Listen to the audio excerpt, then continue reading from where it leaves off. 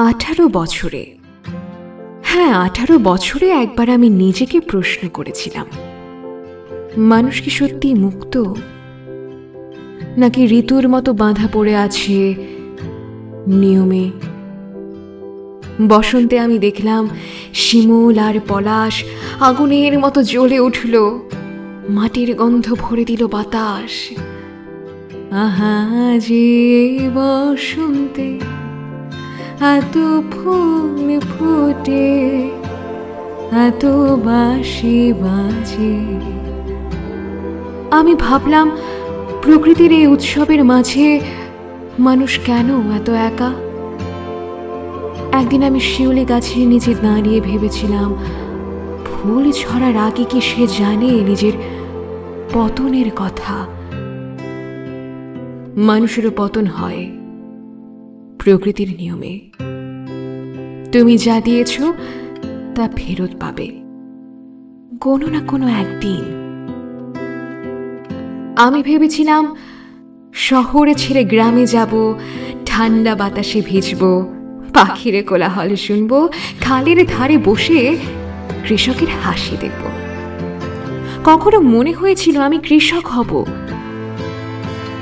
কিন্তু রৌদ্রের দহন আমাকে ভীত করেছিল।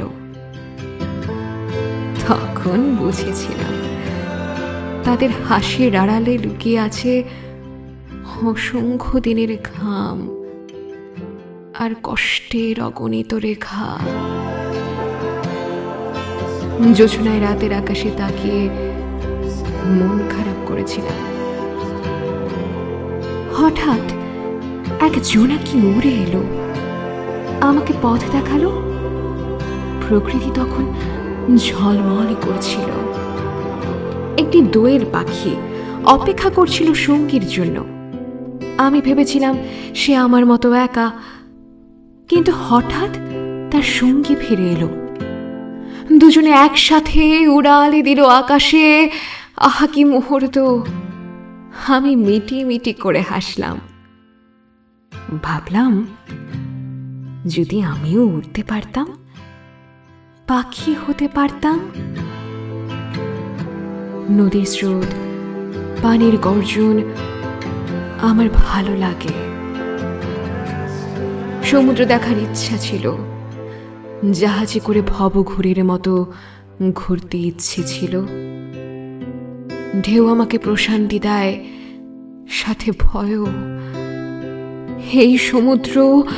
এই সমুদ্র আমার বন্ধুকে গিলে খেয়েছিল। পাহাড়কে বন্ধু ভেবেছিলাম, কিন্তু বৃষ্টি ধসিয়ে দিয়েছে। মেঘকে দোষারোপ করা হলো, আমি দোষ দিই নিজেকে। বন্ধু নির্বাচনে ভুল করেছিলাম, তবু পাহাড়ের ঝর্ণা আমাকে আজও মুগ্ধ করে।